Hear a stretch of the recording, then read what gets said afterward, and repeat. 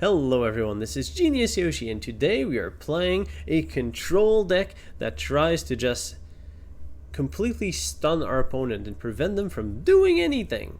And at the centerpiece of our deck, we are going to be playing the Princess Tiana, Denier of Actions. So it's a 1/4/4 with resist 2, and while she's exerted and we have no cards in hand, our opponent cannot play any action. No removal spells for you, at least not in the form of actions. Tinkerbell's still allowed. But we have resist 2 as well, so she's as tough as a nail to remove from the board. Alright, so that's our game plan. So what do we need to do from here? Well, we need to make her very tough so that she's very hard to remove. And we'll want to keep her exerted for a long time. Well, basically every turn we're going to be questing with her, keeping her exerted, preventing our opponent from action. So if our opponent can't play actions, how are they going to remove her? Through combat. Resist 2 is going to help, but is resist 2 enough? Probably not. So what can we do to help? We can add a bodyguard with the Prince Never Gives Up. Bodyguard 1/3, still a 2 quester. We do need these win conditions. And resist. So it's a resist heavy bodyguard that's going to protect our princess as a good prince should do. But to make these characters even tougher, we're going to be playing some mouse armor, which just allows us to give characters resist 1 on top of the resist that they already have, so we can keep our bodyguard prince with very high resistance and just take hits and not feel pain. In the same way, we're going to be playing Sapphire, so we get to play good old new grandfather clock. If I can find it. Where are you? Ah, there you are.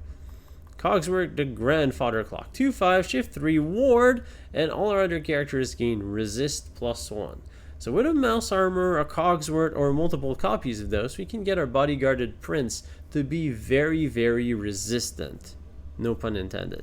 And same with Tiana. We can just stack these things on Tiana, and suddenly we have an unkillable by combat character that prevents our opponent from playing actions. Okay, so that's pretty nice. So now what else do we need? Well, we're going to be playing a full playset of the small Cogsworth, simply because, well, shifting mechanics is pretty good, and, well, we need some cheaper cards, we need some inkables. Okay, so what do we got so far? We have toughness for days. We also have 2 uninkable cards with our mouse armor and our Tiana. The Tiana has a second condition, which is while this character is exerted and you have no cards in hand. So we must build our deck in such a way that we can ditch our hand mostly on the battlefield to get the board presence and maximum value and play off of the top of our deck efficiently. How we achieve this is going to be quite challenging though. So that's kind of our goal. We want the ability to pitch our hand, yet still have longevity. Play off the top of our deck and not be stuck with that expensive cards in our hand so that we can activate Tiana's ability and still have more play.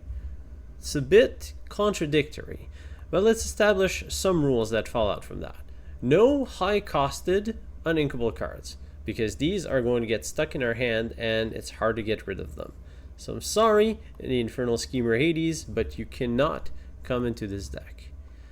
There are some other top-end threats that are still pretty good, with Tinkerbell, as well as Cinderella Stouthearted. Okay, so let's assume for a second we want to play Tinkerbell, and assume for a second we want to play Cinderella, which I think we do. They are very good threats that kind of fit our team. Well, I'm potentially going to get stuck in hand with multiple copies and I won't be able to double ink. Well, there is the Queen of Inkage, which is going to help us, with Belle, Strange But Special. A late game threat that allows us to ditch multiple cards in one turn. That's the type of card we need to enable us to empty our hand. And the reason why I want Cinderella is because I'm quite interested in this Knight in Training Cinderella, which allows us to draw a card and discard a card, which allows us to select a little bit the cards in hand and ditch that more expensive card for a cheaper card, while also allowing us to have that shifting mechanic when we can play the powerhouse Cinderella on top of the smaller one. We also want to have a bunch of uninkable cards, a bunch of inkable cards that are very cheap. So with the same trick of the draw discard, there's another natural inclusion that comes to mind, which is Mini Tink, the tiny tactician. And suddenly we start to see the deck take form. So we have these resistant character that are very tough to remove. We have Tiana that prevents actions. We have some nice top-end turrets that are inkable, so we can always just throw them to the ink pool early on, or if we need to get rid of them. Belle allows us to double throw into our ink pool. Cinderella and Tinkerbell are the shifting targets for the bigger ones, and they also have this nice little draw discard ability if we need to tailor our hand to the needs of whatever situation may arise. Okay, so now we're at 40. And it's pretty much the spot where we typically want to look at our flex slot and inkable cards. And here, because we want the ability to ditch our hand, having access to a bunch of cheap inkables is actually going to be quite valuable here. Because I can only put one card in the ink pool every turn, but I can play a bunch of 1-drops. So Captain Hook, Forceful Duelist, great removal spell that costs 1. That's not really a removal spell, but it's his purpose in life.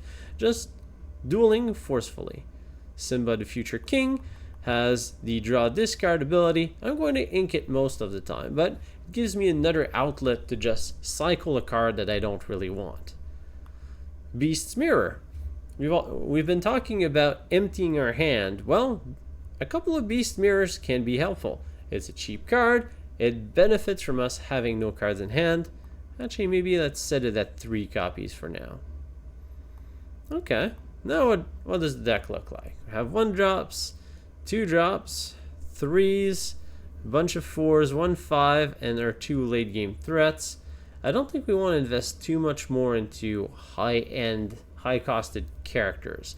We're really looking for more mid-rangey stuff. Like another good 3 or 4 drop would be nice.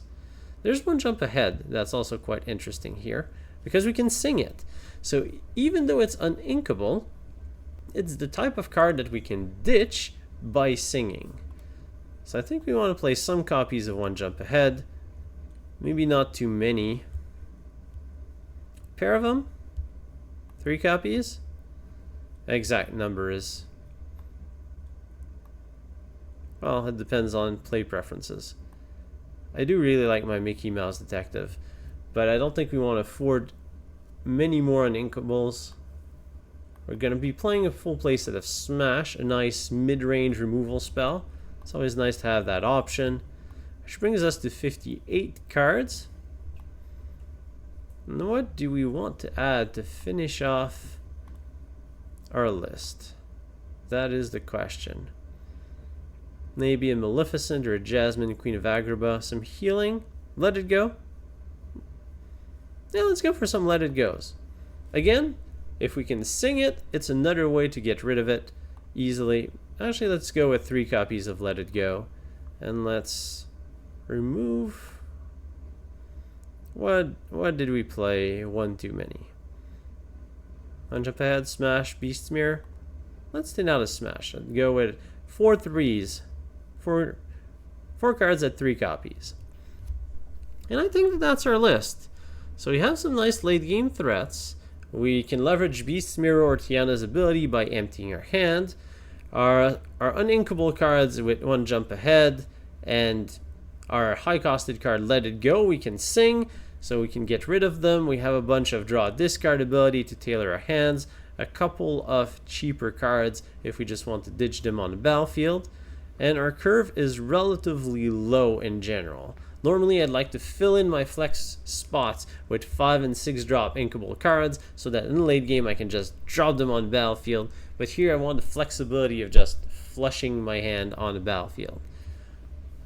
So that's the list. Action denied, combat denied and victory denied as for our opponent, as we aim to win a bunch of games using this deck, and the only thing remaining is to watch it in action with some games.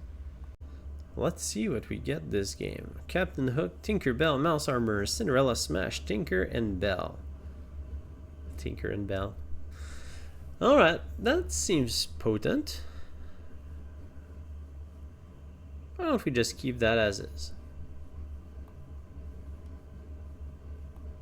No Tiana in our opening hand, but that's alright. Opponent inks a Maleficent Dragon, plays a Captain Hook. So the classic Steel Ruby. Alright, we have two tiny Tacticians, so we're going to ink one and play our Captain Hook.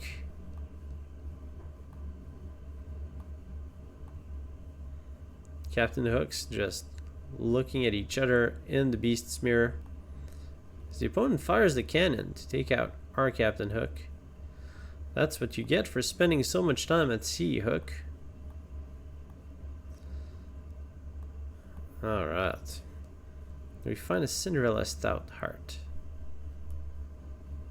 Gonna ink our second copy of Tinkerbell and land our Mouse Armor on turn 2. Not the most impressive turn 2, but Hook isn't really the type of card that can quest for a lot, and we've committed to playing Mouse Armor as it is an uninkable card. Then we're gonna start resisting some stuff.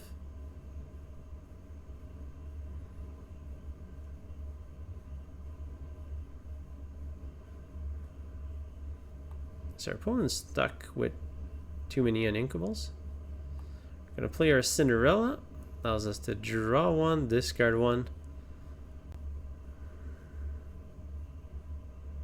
Don't really want Smash. Always activate the Mouse Armor, protecting our Cinderella. There's just no cost to it. Opponent inks a Maleficent. Cinderella's just a lingering 2/2 now. She had courage. And she's going to get some nice magical armor as soon as we hit turn 5. Opponent fires the cannon, and that's why you activate the Mouse Armor. Mitigating 1 point of damage.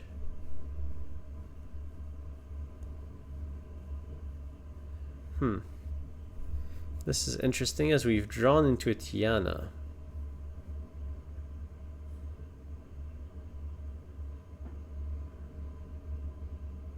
I think we want to ink the Let It Go.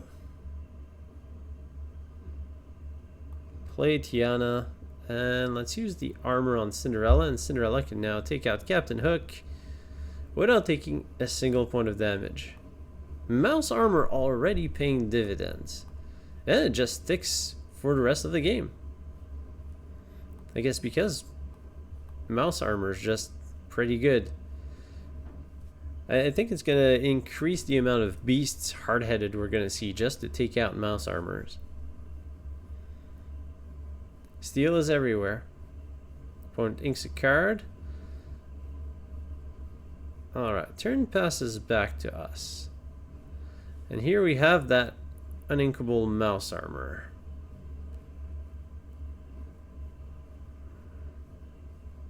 So I think we go Mouse Armor, Beast's Mirror. And now we have an indestructible Tiana, pretty much. And let's ink our big Cinderella. Unfortunately, we still have a card in hand. Well, unfortunately. Which means that our opponent can still play actions. Then again, we do want to put more pressure on the board. Opponent can try to remove Tiana if they want. Dragon's Fire is available this turn if our opponent has a card to ink. It would really be a shame though. Come on, no! I should have played the Belle. I should have played the Belle. We'll play one now. We're gonna ink the other Belle. And we're still not enough cards to draw with our Beast's Mirror.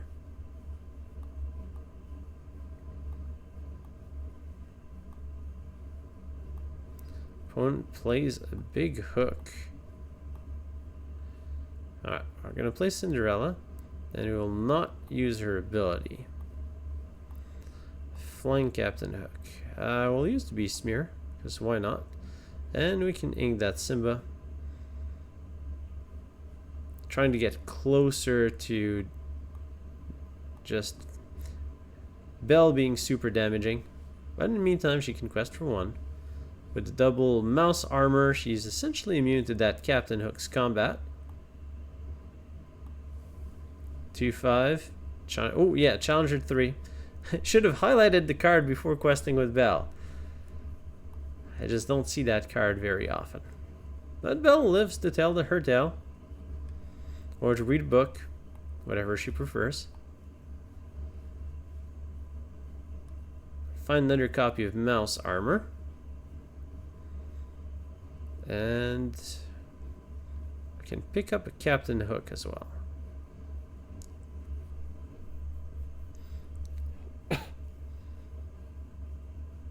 Alright, well. Triple mouse armor. Let's see what you can do. Belle can go in and fight Captain Hook without taking a single point of damage.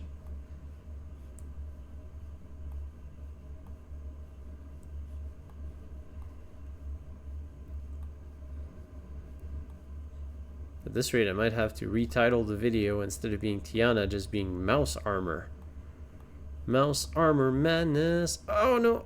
Beast hard-headed goes to the ink pool. What is our opponent thinking? Alright, well, we draw into a Cogsworth. Everything gets more resistant.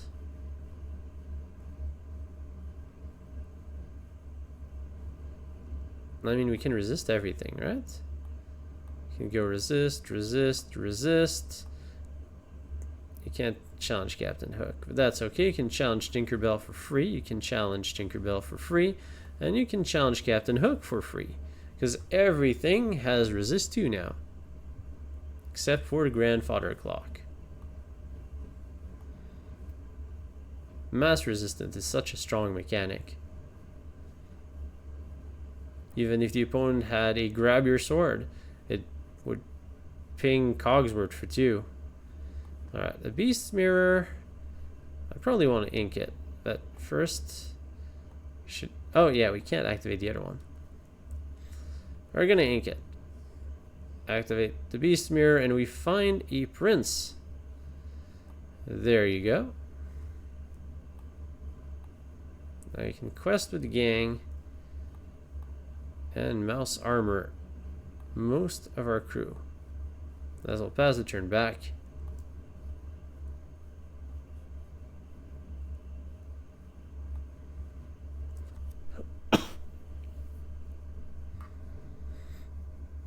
With the Beast Mirror, we can play off the top of our deck quite a bit.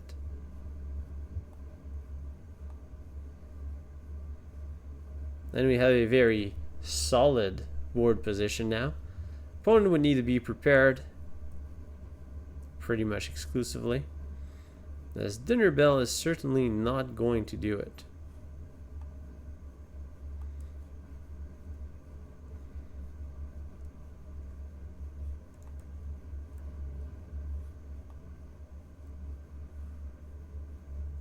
Dinner Bell allowing our opponent to draw cards equal to damage off of a chosen character. Opponent sees that there's nothing they can do and resign the game.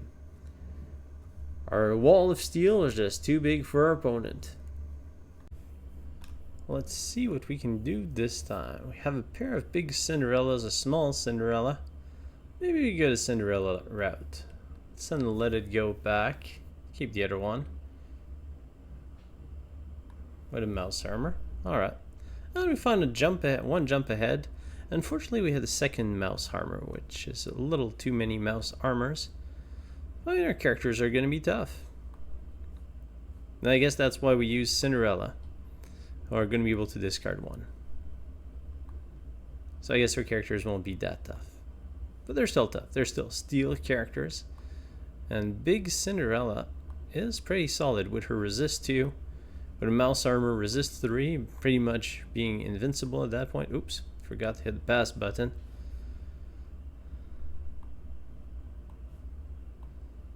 I guess now we can add emotes. Opponent plays a Captain Hook. And well, Tinkerbell we won't reach in a little while. So better ink that. Let's play our small Cinderella and use her ability to discard a mouse armor in favor of an inkable card.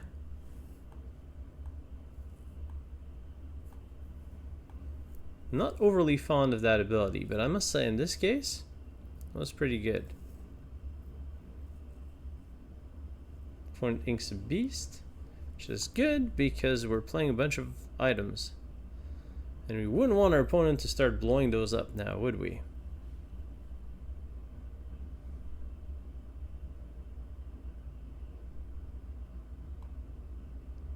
It looks like I'll need to update my card library because the opponent played something that... Oh, it was a bibbidi bobbidi boo that got into the ink pile. Opponent is leaving Captain Hook vulnerable.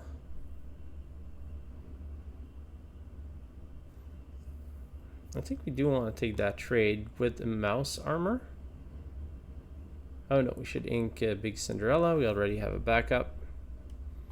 Play a mouse armor. And we can take out a hook for free. I just really like that mouse armor. Only problem is there's been a card spoiled now that for 3 acts like a beast hard-headed, which our opponent just inked.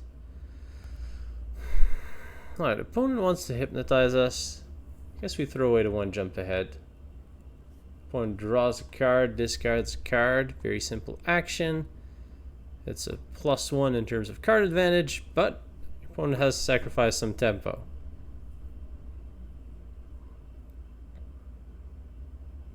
Opponent can't really challenge our Cinderella because we still had mouse armor on. Let's ink our Tinkerbell.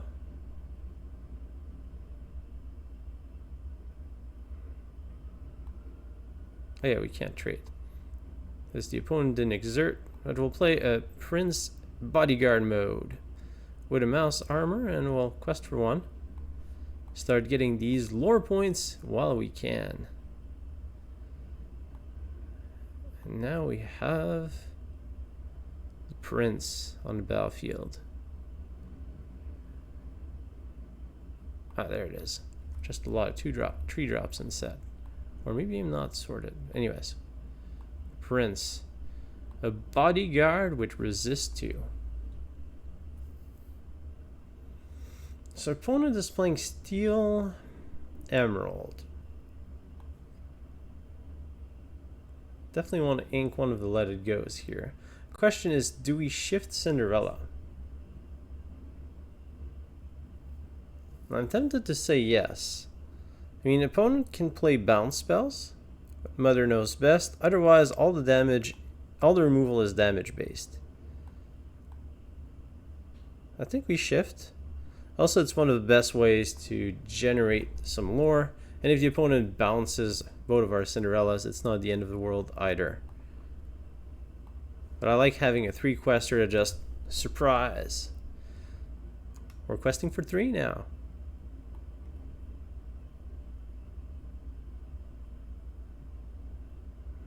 Now all we need is a Tiana. Fire the cannon. Does absolutely nothing because of the mouse armor on the prince.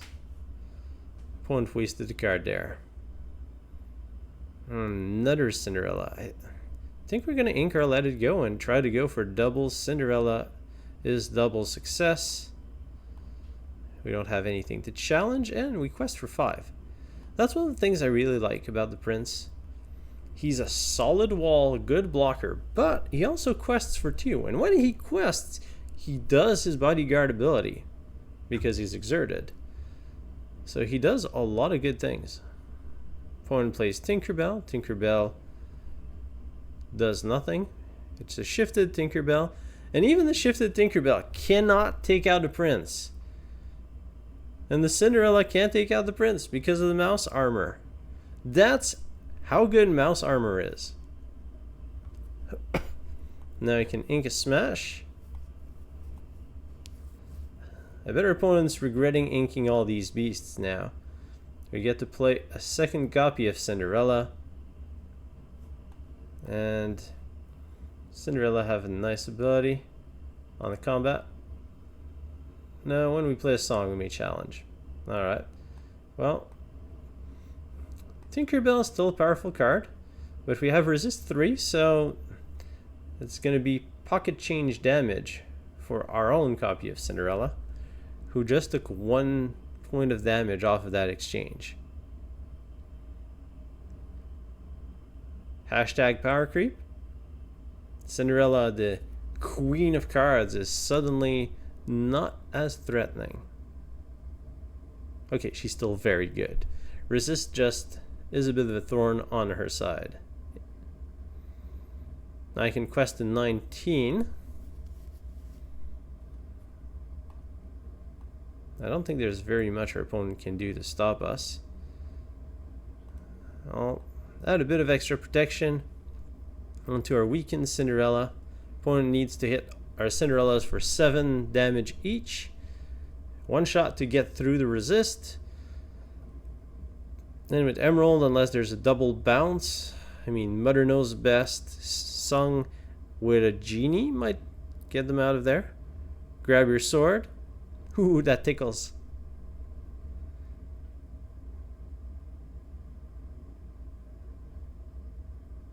Whole New World. That doesn't really help anything since our opponent is now all tapped out. Nothing to do but face the mighty power of our stout-hearted sword and very strong armor. I mean, that's not the armor that orcs wear. No. This is solid Captain America shield type of armor.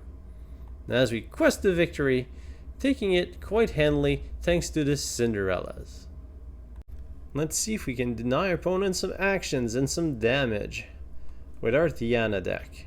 I have a ton of inkable cards here. Well, actually we have Cogsworth as a 2-drop. Hand seems fine. Cogsworth into either Tinkerbell or Prince, followed by potentially a shifted Tinkerbell on 4.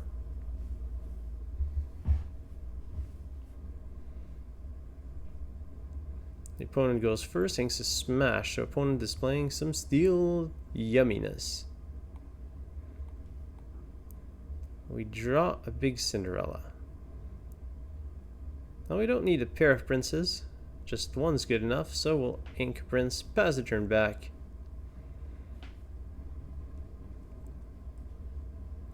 Both players deciding to skip turn 1, or just ink and pass. That almost sounds like a word. It's the ink and pass. Classical move. Opponent goes Lantern Simba. So potentially a steel, amber steel songs. This is what I'm putting our opponents on. This is in lab mode. So the opponent is probably playing with some of the new cards. Captain Hook. I think you're a little late to the party, Hook. So we're gonna ink you and play Cogsworth.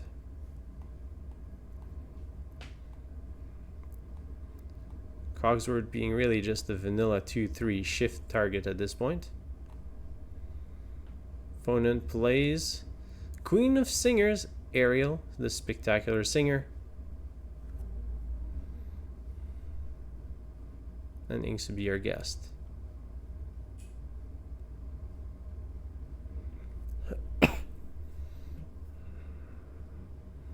We are on 3. Do we want to play the Tinkerbell or smash the Ariel? Opponent discarded Rapunzel off of Simba. Meaning there's probably a second Rapunzel in hand.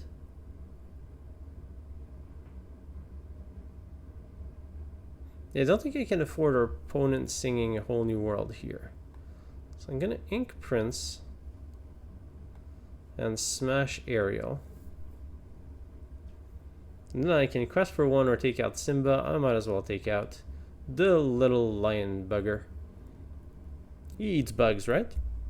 Does so in Hakuna Matata, so I can call him a bugger. Bug-eating lion, to be precise. Opponent inks, passes the turn, telegraphing that our opponent's plan was to go a whole new world. So we're going to go with the ultimate counter. Belle, strange but special. Classic card allows us to double ink this turn. Gonna ink it ink. And we're going to... Oh, yeah, that was the second ink. Because I had to ink a card to play her, of course. So if our opponent does hardcast the whole new world, then we have board advantage and ink advantage.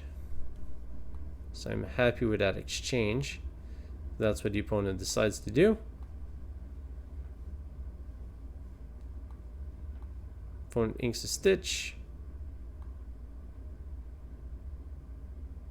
What we need is a Tiana. Just prevent our opponent from casting these annoying cards like a whole new world. But in this case, it actually kind of plays in our favor. Alright, so we get to double ink if we want. Captain Hook, not overly fond of at this point. Tinkerbell's pretty nice.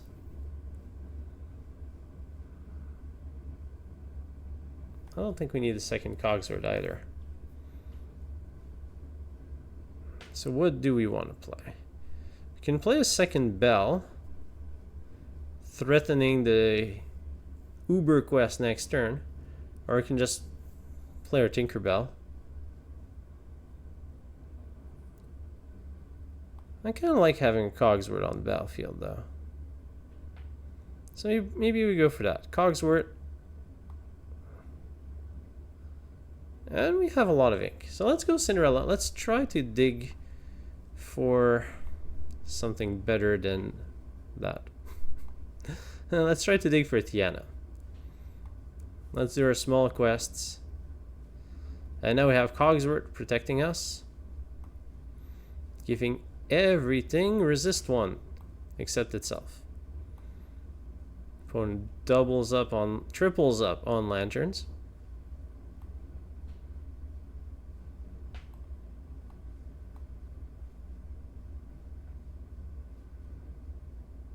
Opponent's really just playing some small stuff so far.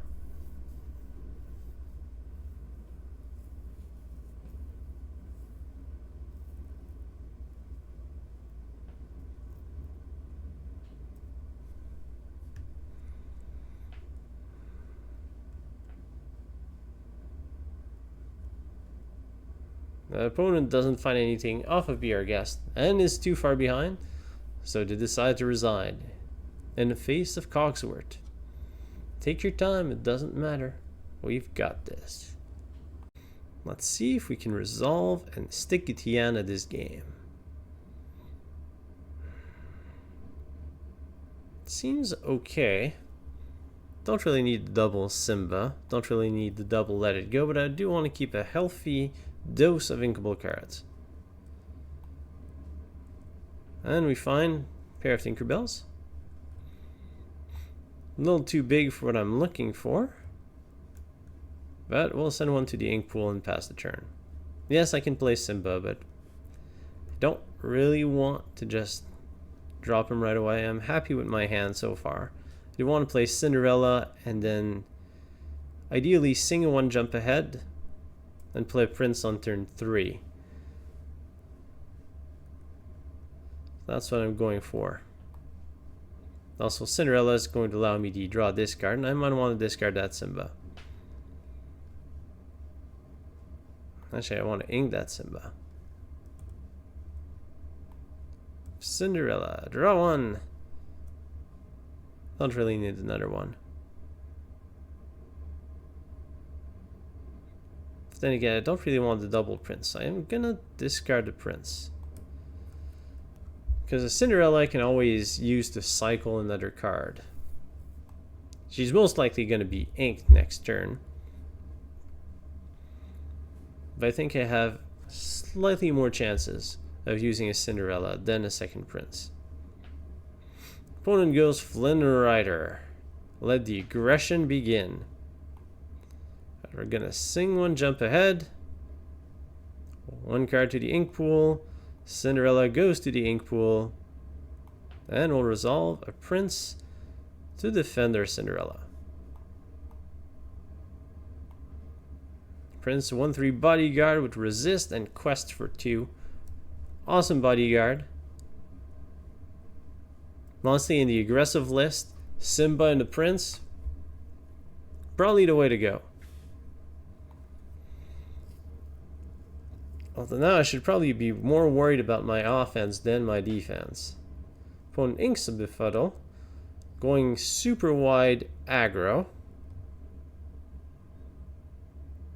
I like that Tinkerbell to take out Pascal. I probably need to keep the Let It Go, so I guess I have to ink a Cogsworth. And play a Cogsworth. Which means that all my other characters now have resist 1. I can take out the Olaf for free. Or I can take out the Flynn and poke at the Olaf.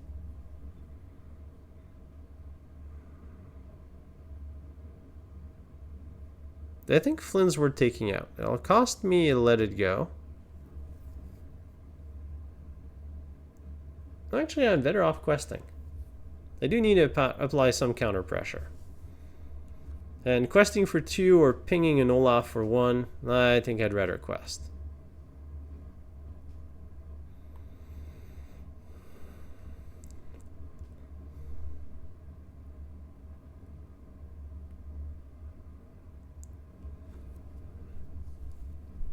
So is our Steel Sapphire Madness going to be sufficient to deal with the super wide strategy of our opponent, who decides to draw cards and alleviate some of the pressure this turn? Elsa goes to ink and turn passes back. Our move is easy to telegraph.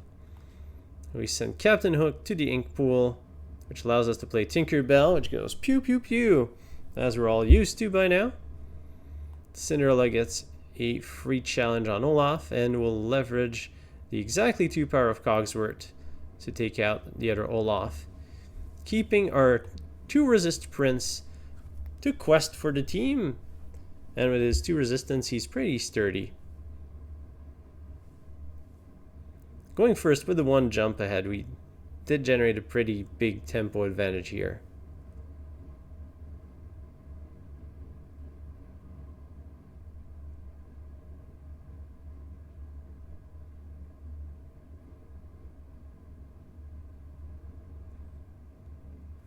It's going to be difficult for our opponent to come out of this.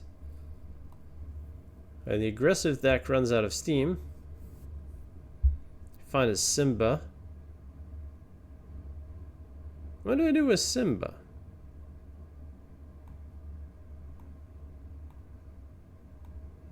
How much do I quest for? 7? Questing for 8 doesn't really help me. I think I'm going to hold it. Honestly, I don't really think it's going to matter. But if we get another 1-drop draw, then maybe we can just play the Simba, discard it, and hope to dig for something better. Rafiki, you are walled by our Prince Cogworth's combo. Let me find a Cinderella. Well, alright. Cinderella will discard Simba.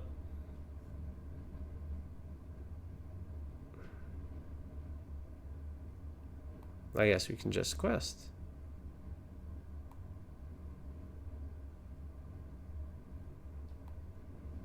Well, let's pass a turn back.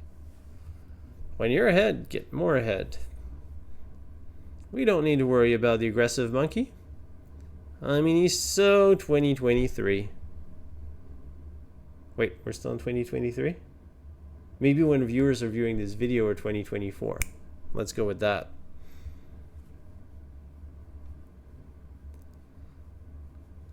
So overall, Prince doing a lot of work. Opponent bounces it back with the genie on the job, doing its job. But it's not enough.